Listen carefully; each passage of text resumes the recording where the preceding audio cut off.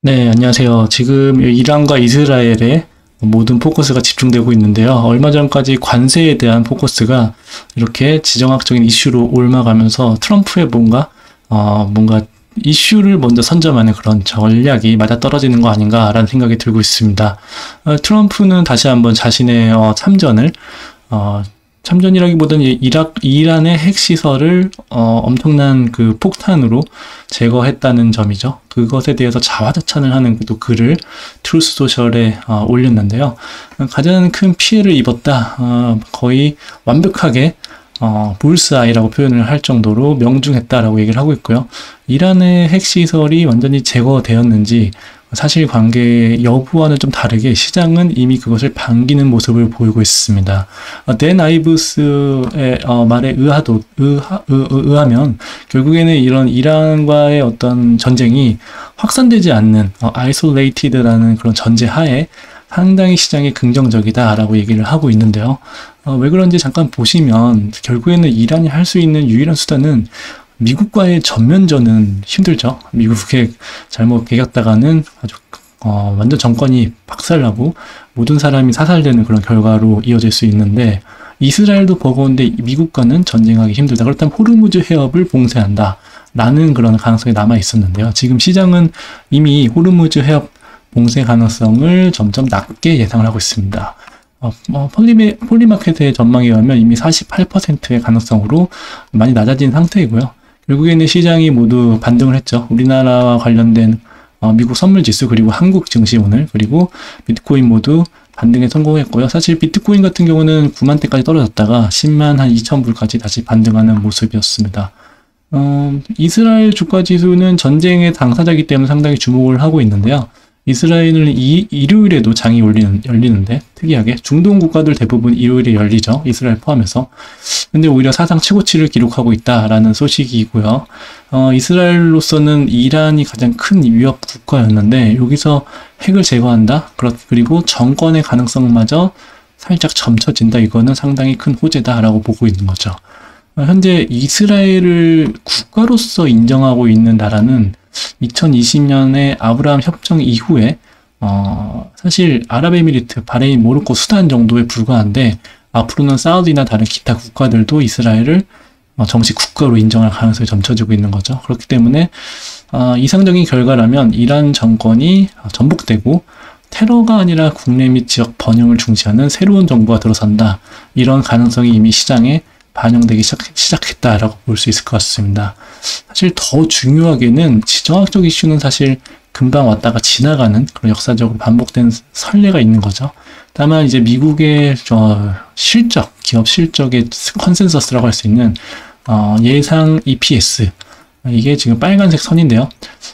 거의 계속 증가한다고 보면 되겠죠. 거의 금리 인상기 빼고는 계속 증가를 하고 있는데 최근에 사실 관세에 대한 위협 때문에 봄에 잠깐 이렇게 하락하는 구간이 있었지만 다시 상승해서 역대 최고치를 기록하고 있다라는 것입니다. 그렇기 때문에 관세에 대한 우려가 이제 점차 사그라들고 있는 거 아니냐라는 긍정적인 모습을 보이고 실적은 사실 주가와 동행하기 때문에 향후에 주가가 오를 거라고 점쳐지는 전망에 대한 근거겠죠.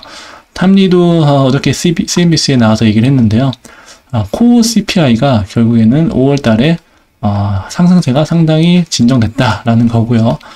그렇기 때문에 향후에 페드가 금리 인하에 나설 것으로 예상된다. 올해 말이나 내년 초부터 금리 인하에 나서면다면 결국 금리 인하의 수혜제는 그런 거죠. 금융주 그리고 인더스트리얼 산업재주 그리고 대표적으로는 비트코인 그리고 소형주 등이 큰 폭으로 오를 거다라고 예상을 하고 있습니다.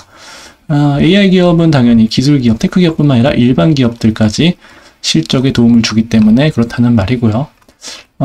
이분은 이제 제러미 시걸 교수죠. 마튼 스쿨의 제러미 시걸 교수도 어제 CNBC에 나오셨는데 결국에는 이란과 이스라엘의 전쟁이 주가의 긍정적인 가능성이 상당히 높다라고 얘기를 하고 있습니다. 이란이 이제 미국을 타격하지 못한다면 결국에는 미국과 협상에 나설 가능성이 크다고 보이는데요. 결국에는 이란에 대해서 미국이 어떤 조건을 설정한 협상을 제시할 거고 이란으로서는 전면전에 나서기보다는 어떤 최선책으로서 어떤 그 미국의 조건을 수용할 가능성이 높다. 그렇다면 이것은 주가에 상당히 긍정적인 모습을 보일 거다라고 예상을 하고 있습니다. 네, 이건 비트코인 차트인데요. 비트코인이 최고치를 찍고 지금 한두 달 계속 서서히 내리막을 겪고 있죠. 하지만 주말에 비트코인이 9만 때까지 갔지만 9만 한 8천 선에서 다시 반등을 해서 지금 10만 2천 선에 와 있고요. 지금 이렇게 하얀색 채널, 좁은 채널을 계속해서 지그재그로 왔다 갔다 하는 모습을 보이고 있습니다. 여기서 오늘 이렇게 반등을 했다고 본다면 결국에는 이렇게 커다란 상승 추세에서 다시 이렇게 일부 하락했다가 다시 상단을 뚫고 올라갈 수 있는 그런 기반을 마련하고 있는 거 아닌가라는 전망이 힘을 얻고 있고요. 중도 이슈가 진정될 경우에 다시 상단 돌파를 시도할 가능성이 있다고 시장에서 보고 있는 것 같습니다. 결론적으로는 결국에는 2022년 10월부터 시작된 S&P 500의 강세장이 계속 유효하다는 게 에디 야드니 교수의 의견이기도 하고요. 올해 말까지 6,500포인트 그리고 2020년대 말까지는 10,000포인트까지 갈 걸로 예상을 하고 있죠. 결국에는 중동의 최근 전개가 이런 시나리오에 강세 시나리오에 좀 더 긍정적으로 작동할 거라고 보고 있는 게 댄 아이브스, 탐 리, 그리고 에드 야드니 교수, 그리고 제러미 시글 등 전문가들의 강세론자들의 어떤 입장이라고 보면 될 것 같습니다. 이란이 평화 협상을 시도할 가능성이 크다라는 걸 전제를 하고 있고요. 이란이 결국 호르무즈 해협을 봉쇄한다면 사실 유가 급등 그리고 스태그플레이션의 가능성이 높아지기 때문에 부정적인 시나리오로 남아있기는 하죠. 그리고 이 배경에는 사실 주가와 동행하는 실적에 대한 믿음이 있다라고 보면 될 것 같습니다. 결국에는 아까 그래프로 보여드린 것처럼 EPS가 다시 한번 급격하게 상승하고 있는 모습을 보이고 AI의 어떤 도입이 일반 기업들의 실적에까지 영향을 미치고 있다라는 게 그 근거라고 보면 될 것 같습니다. 네, 오늘 준비한 내용은 여기까지고요. 조금이라도 도움이 됐다면 꼭 구독과 좋아요 부탁드리겠습니다. 좋은 하루 되세요. 감사합니다.